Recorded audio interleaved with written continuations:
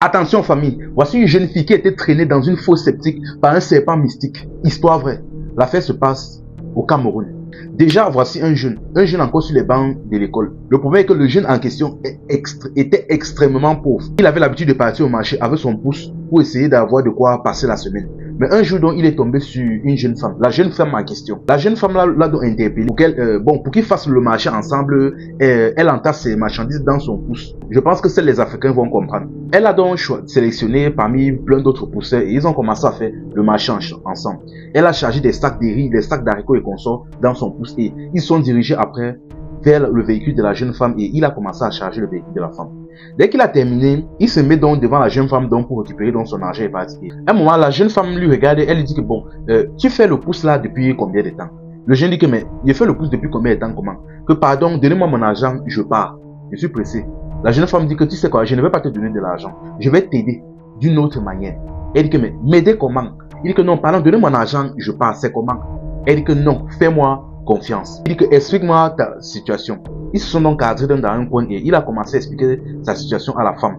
Il a expliqué la pauvreté dans laquelle il est, le fait qu'il est obligé de travailler chaque week-end pour pouvoir avoir de quoi tenir la semaine et qu'il ne sait même pas comment il va payer son école. Elle dit que ok. Elle dit que bon, tu sais quoi, moi je vais changer ta vie. Elle dit que bon, ton pouce là non, tu vas jeter ça et tu vas entrer dans ma voiture, on va partir ensemble. Elle a dit que fais-moi confiance. Il a dit que pardon, si c'est pour m'aider, si c'est que vous voulez me donner de l'argent, allez-y, mais allez-y, donnez-moi même directement, même ici. Elle dit que non, ce n'est pas seulement que je vais te donner de l'argent. J'ai dit, je vais changer ta vie. Le jeune a alors accepté, il a jeté dans son pouce et ils sont montés dans le véhicule de la femme et ils sont partis. Une fois donc, ils sont arrivés donc devant la maison de la femme et ils sont entrés à l'intérieur. Quand il est entré à l'intérieur, il s'est rendu compte que la jeune femme habitait dans une villa, une très grande maison. Ils sont entrés à l'intérieur et elle a demandé au jeune d'aller se laver dans sa douche. Dès qu'il s'est lavé, ils sont sortis, ils sont partis faire le marché. Elle lui a payé des vêtements, elle lui a payé des nouveaux vêtements, des accessoires et consorts. Ils sont rentrés à la maison et à partir de là maintenant, elle a dit au jeune gars qu'à partir d'aujourd'hui, tu dois comprendre une chose. La seule raison pour laquelle je t'ai pris, je t'ai amené ici, c'est parce que tu me plais bien. Parmi tous les pousseurs là, je t'ai vu, tu me plaisais bien. C'est pour ça que je t'ai choisi. Et là maintenant, je vais changer ta vie. À partir d'aujourd'hui, je vais bien prendre soin de toi. Je vais, que ce soit financièrement ou quoi que ce soit, je vais prendre soin de toi. Mais il faudra que tu passes me voir une fois par semaine. Tu dois savoir que par semaine, je ne suis disponible que 3 jours sur 7. Et dans les 3 jours là, tu dois venir au moins une fois et une seule fois seulement. Ça veut dire si tu viens déjà une fois dans la semaine, ce n'est que la semaine prochaine que tu dois revenir. N'oublie jamais ce petit détail là. Ne viens me voir qu'une seule fois par semaine. Elle a répété ça 3 fois pour que le jeune comprenne. Il a dit oui, j'ai compris. Et elle est partie. À partir de là, ils ont commencé à mener les relations en paix. Elle lui donnait de l'argent à gogo. Parfois même, elle lui rendait visite directement chez lui et elle se présentait devant toute la famille du gars. Elle donnait de l'argent. Elle mettait à l'aise la famille du gars, surtout, principalement sa maman. Vu que son père en question était décédé. Elle prenait bien soin de sa maman. Un jour donc, la maman du jeune en question est tombée malade. Et là, il s'est directement dirigé vers la jeune femme. Or, il était déjà passé une fois dans la semaine. Il était censé attendre la semaine qui suit avant d'aller la voir. Mais dans l'urgence donc, il s'est directement dirigé vers la maison de la jeune femme et il a toqué au portail. Quand il toque d'abord au portail, chose bizarre que personne ne répond. Or, pourtant, habituellement, normalement, il y a un gardien. Il toque fatigué, personne ne répond. Finalement donc, il pousse le portail, il se rend compte que ce n'est pas bloqué. Il entre donc à l'intérieur et quand il entre à l'intérieur, il commence à entendre des bruits bizarres. Des bruits comme le son que fait un serpent. Il entend, et dès qu'il entre à l'intérieur, il se dirige dans le salon.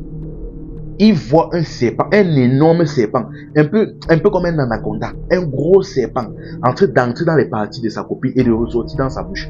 Et le cycle se répétait encore et encore, encore et encore. Quand il a vu ça, il a failli crier. Il est rapidement sorti, il a commencé à fuir. Quand il a fui là, il a d'abord voulu même laisser la fille à son sort et donc changer complètement de route, faire comme si c'était jamais connu, mais il aimait beaucoup la fille. Il est directement parti dans une église voir un pasteur. Il a appelé le pasteur, il a expliqué la situation au pasteur et ils sont rapidement partis dans la maison en question. Quand le pasteur est arrivé, il a vu lui-même la scène, il était choqué. Là, il a commencé à prier, à envoyer le feu, le tonnerre, tout ce que vous connaissez là. À un moment donné, le serpent a arrêté ses va-et-vient qu'il faisait sur la jeune femme. Et il a directement lancé sa queue sur la poitrine du pasteur. Le pasteur est tombé au sol. Il s'est mis à cracher, à vomir le sang. Et il s'est levé là, il a continué sa prière. Le serpent de son côté s'est mis à parler. Il a dit, la fille si c'est ma priorité, la fille si c'est ma priorité, la fille si c'est ma priorité, elle m'appartient, elle m'appartient. Là, il s'est enroulé autour de la jeune femme, il a attaché avec sa queue et il a commencé à se déplacer dans la douche avec elle et il a entraîné avec elle dans la fosse septique. Ne me demandez pas comment c'est possible. Moi-même, je ne sais pas. J'ai reçu l'histoire là comme ça. Il est entré avec elle dans la fosse septique. À partir de là, maintenant, il n'a plus jamais entendu parler de la jeune femme là. Il passait aussi là comme s'il était dépassé. Ah, franchement, la famille. Franchement. Ah, en tout cas, on a déjà tous compris que la femme là en question était une occultiste et ça justifiait et ça expliquait un peu sa fortune. Mais le gars en question même a été extrêmement chanceux. Il a été chanceux. Il a été extrêmement chanceux. Parce que généralement, quand une personne comme ça te prend, il commence à te financer, généralement c'est pour aller te faire du mal, te sacrifier ou quelque chose comme ça. Il était extrêmement chanceux. Mais franchement, la famille, un inconnu comme ça te prend en route du jour au lendemain, il te propose de changer ta vie et conso. S'il vous plaît, s'il vous plaît. Parfois même dans certaines situations comme ça, la bêtité devrait être un crime. N'acceptez pas l'aide de n'importe qui, d'un inconnu, quelqu'un que tu as rencontré. Il a même été extrêmement chanceux. Je ne sais pas si vous vous rendez compte, mais il a été tellement chanceux. Parce qu'on ne sait pas, s'il n'était même pas arrivé là-bas. On ne sait pas, peut-être un jour même, la fille là, on l'aurait sacrifié, on ne sait pas. Enfin bref, la famille, c'était info et amusement. Ici on s'informe et on s'amuse.